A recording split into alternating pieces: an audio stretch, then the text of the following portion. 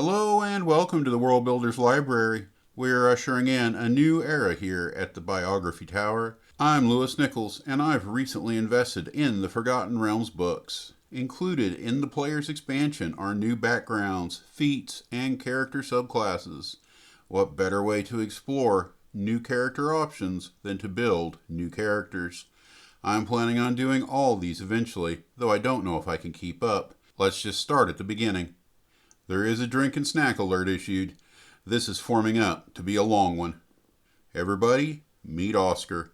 He's a 5th level College of the Moon Bard. Alright, what's our agenda?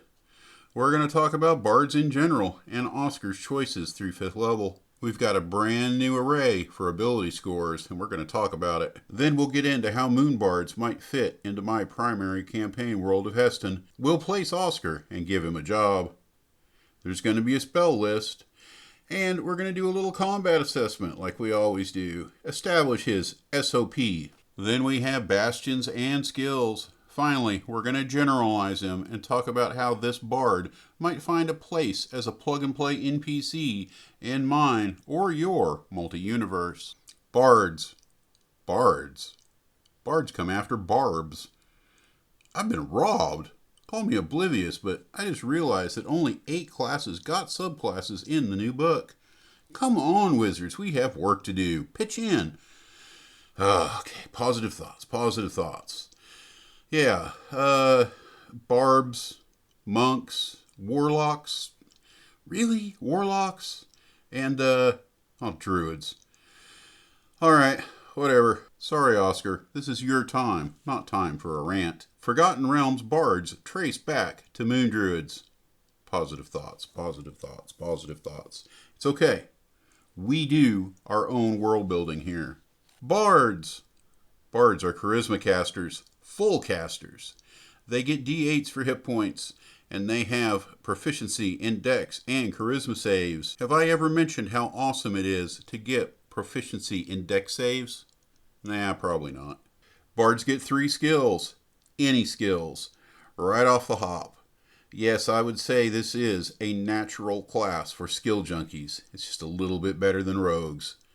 They also get proficiency in 3 instruments and start with 1 in their possession. We'll do that skills roundup later. They get simple weapons and light armor. Bardic Inspiration is the core ability for the class. They can pass out buffs a number of times equal to their charisma modifier per long rest. These are D6s added to any failed D20 test. They can be held for up to an hour and are expended when used. At 5th level, these become D8s, then D10s at 10th and D12s at 15th. Bards are full spellcasters with use of cantrips. Once they choose spells, they are locked into place with some wiggle room at levels. This means different bards may have very different spell lists, even within the same school. They have access to a lot of charm, healing, support, utility, combat, pretty much everything. They just cannot do a complete reset after every long rest. I'll set up Oscar's spell list a little later on after making some character decisions. Your spell DCs and spell attacks are based on charisma, so that's 8 plus your proficiency bonus, plus your ability score bonus. That's for DC. Lose the 8 to get your spell attack modifier. A DC of 15 is normal for 5th level. Oscar is probably looking at a 16 because we're using the new matrix. Circle casting is a new thing for us and D&D in general. I like it. I hope it works out. For Bard, it means casting charm from well beyond a target's ability to see them casting.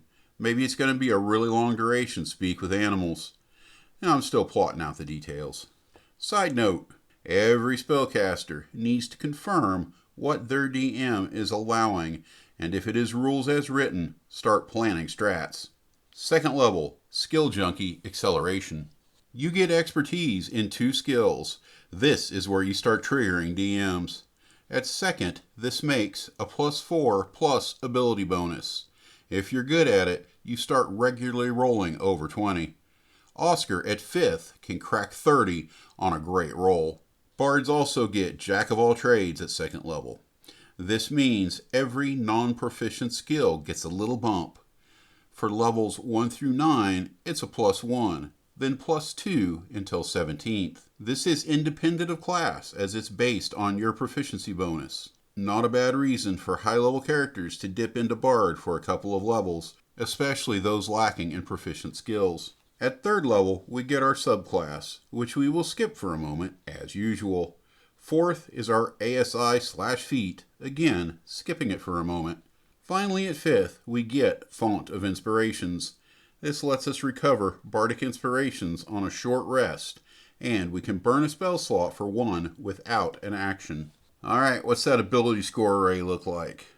Out of the book, and in previous builds, we've gone with, and this is in Bard order, 8, 14, 12, 13, 10, and 15. Probably going to have to put a graphic on the screen. My older, totally broken array was 8, 16, 14, 14, 12, and 18. The new, slightly mended one, 8, 16, 12, 13, 11, 18. We're going to start with +3 from background, and then at 4th level get a point from a feat. That means Oscar's starting scores might be Strength of 8, Dex of 18, Con of 12, Intelligence of 13, Wisdom of 11, and Charisma of 20. Now, we need to at least put a little bit of thought into his goals and his rolls. Not dice rolls, but roll in the campaign. Roll in his adventuring team. That 18 can go anywhere. It can make him an investigator, an interrogator, or even a power lifter. So let's stick a pin in it and talk about his subclass. College of the Moon. According to the Forgotten Realms specific lore, these guys are druid adjacent. Moonwelves seem to be important, but we don't have those. Don't despair though, we're going to make it work. At 3rd level, Oscar is starting out with Inspired Eclipse. When you use a bonus action to hand out a Bardic Inspiration, you can go invisible and line of sight teleport 30 feet. It seems like these short-range teleports are a little bit like dark vision. You're weird if you can't do it. Anyway, this seems pretty good. It gets you out of trouble and enhances a core class ability. I approve. Lunar Vitality. Here it says when you heal somebody, you can juice it up with a Bardic dice and they get a movement buff. The first ability would be good enough if that's all you got. And this is nice for those rare times that you're going to need it. Also at 3rd level, Primal Lore. You get a language, but it's druidic. I don't really do class languages, so I would allow this to be any local or nature-associated language. It would be an instant learn, not just the ability to learn another language. And I'm pretty free with the number of languages that you can learn in my campaigns. You also get a cantrip off of the Druids list. The better part, I think, is the last part. It's a free skill off of the Druids list. Well, almost the whole list. You don't get Arcana or Religion. Extra skills are never bad, and it's a 3rd level ability that you're getting at the same time you're picking up at least 3 teleports a day. It's fine.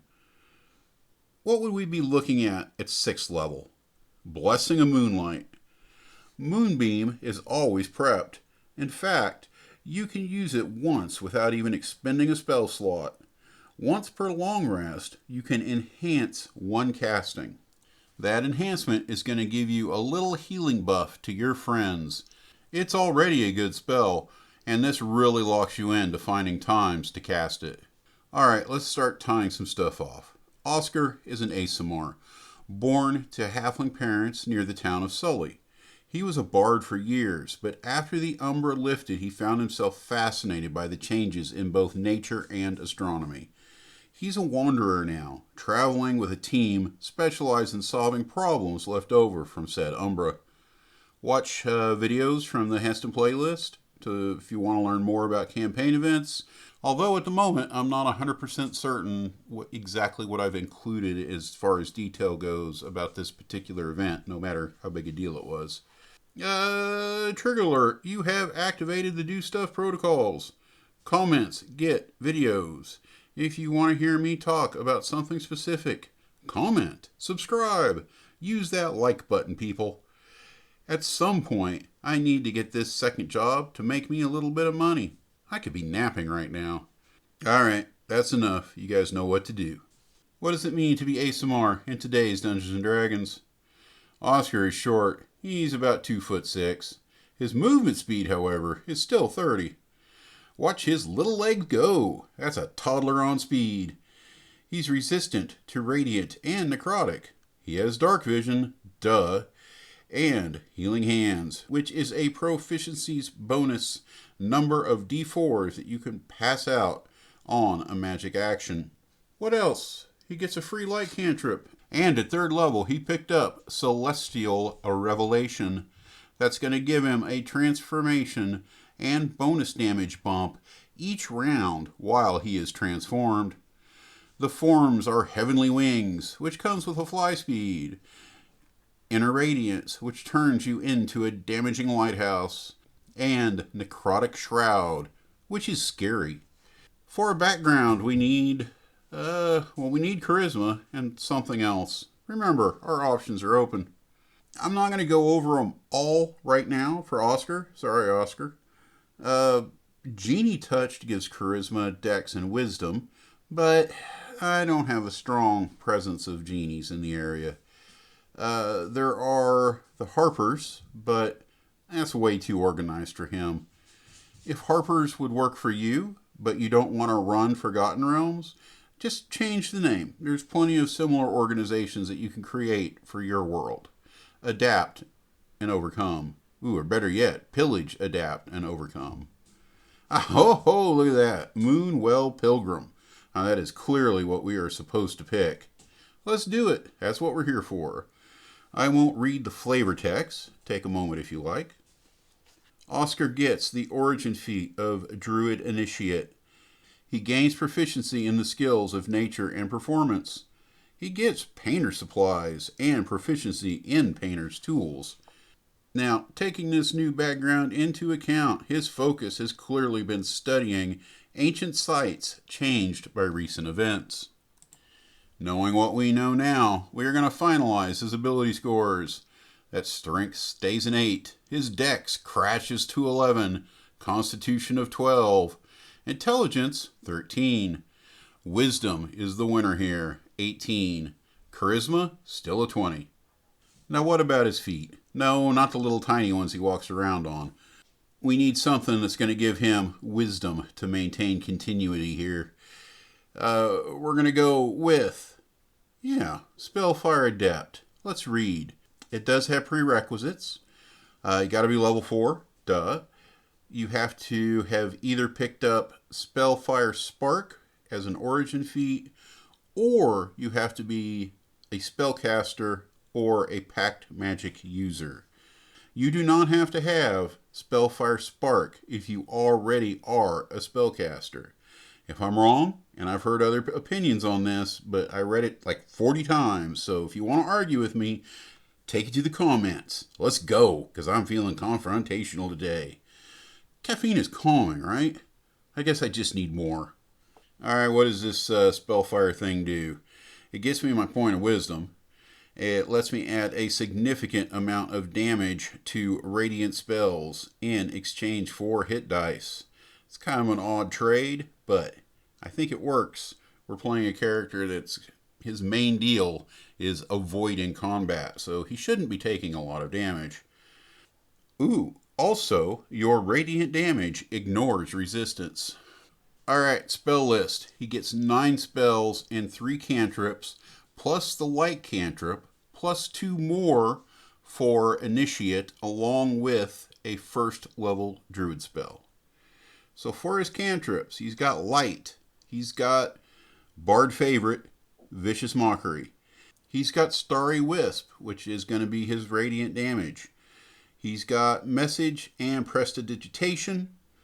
Out of his origin feat, he's picking up Guidance and Mending. In spells for his origin feat, he is picking up Entangle from the Druid's list. He is also getting Command, Cure Wounds, Tasha's Hideous Laughter, Detect Thoughts, Invisibility, Mirror Image, Shatter, Lamon's Tiny Hut, and Hypnotic Pattern. And now the skills roundup. He's getting 3 for being a bard, 1 for his subclass, 2 for his background, and dual expertise. That's going to be nature, performance, insight, perception, investigation, and survival.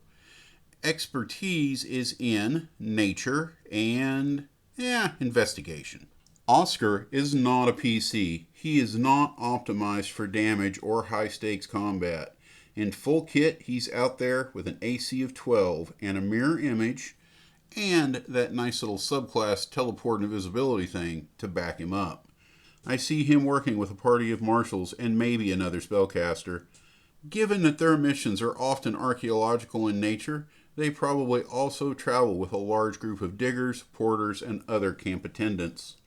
Oscar carries a short bow and a spear, but favors Starry Wisp and Tasha's Laughter. For AoE, he has Hypnotic Pattern and Shatter. However, he is more than happy to spam Starry Wisps and Bardic Inspirations if that's all that's required. Now let's not forget Vicious Mockery. Is there anything quite as infuriating as getting made fun of by a little infant for damage? Oscar finds himself spending more and more time in Heston, more because it's central location than the idea of it being the capital. His bastion and the bastions of his core party are something of a work in progress, as they are not centralized. His fellows all talk about how plans might send them on different paths. They are all cultivating new adventuring companions. But I see this as pretty normal in fighting groups.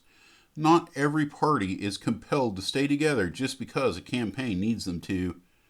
As it stands, his bastion is north of Sully, within sight of town on a small hill. It's built over the ruin of an old castle.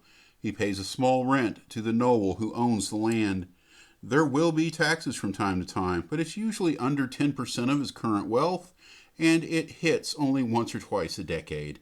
Most nobles make plenty of money off natural resources and industrial level alchemy production. Whew, these sidebars are turning this into a longer and longer script. At 5th level, by the DMG, Oscar gets 2 special facilities. These are going to be a library and a larder. The larder is my own thing, but basically it's just a big root cellar. Visiting the site, you would see a pair of interconnected towers under renovation. It's a traditional Heston design. Again, there are a growing number of videos on this setting. Alright, my friends, one more section to go. Oscar as a generic NPC. I had this vision about an hour ago of the party finding art on display of various places that they have visited. Not towns, but ruins and the like. Searching out this artist would bring them to Oscar. They might also find him in a tavern or other performance venue telling tales and playing drums or the sax. The idea of this little cherub bard playing the sax just cannot be missed. Great opportunities. He is part of the Heston music scene and is one of the few paint and canvas artists doing more than portraits, although he'll do those for the right price. This little cherub-looking glowy bard is friendly and inquisitive. He probably knows a few dungeons that the party might be interested in. In those locations, there's going to be things that he wants, and he might even want to join the group, although he doesn't want to be around for any big BBEG fights. In more general terms, this type of NPC is the kind of character a party might go to for information on regional dungeons or to solve arcane mysteries. Odds are he's already started research on any well-known anomalies. For starting groups, he might buy information on such sites. Oscar is well connected and could easily facilitate all sorts of introductions in his hometown or city. If the PCs are stronger than he is, he might seek them out if he thinks that he's found some real danger. He might sell locations or work out of a deal for a cut of the profits.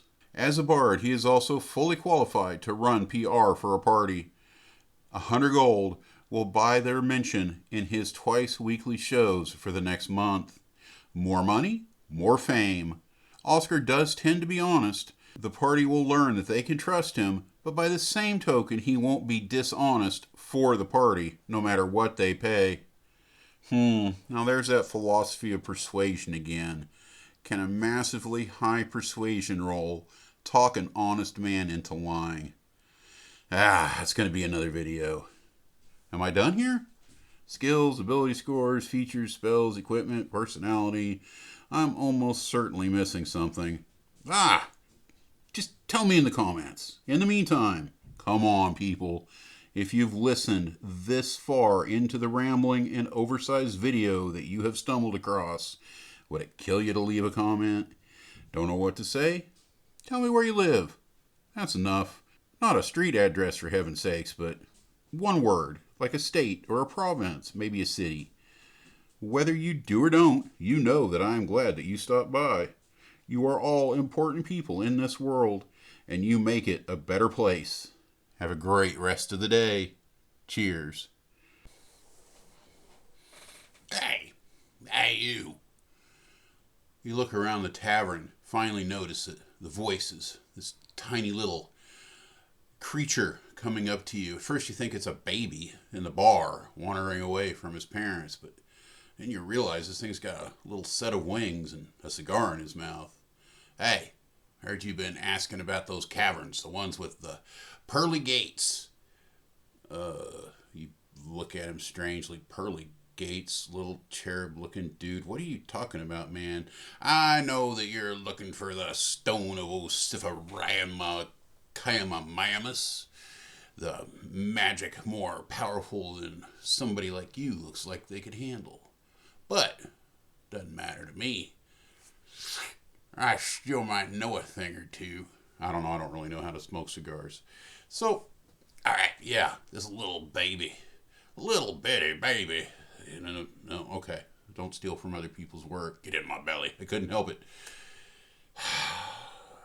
Doesn't have to be this little pleasant halfling dude. It could be this little, and I know it's been done before, but it's fun. Maybe. Interesting. Indiana Jones meets 2.5 tall. A 2.5 tall Indiana Jones with a cigar and little baby spectacles and a hat and curly hair. I like it. This has potential.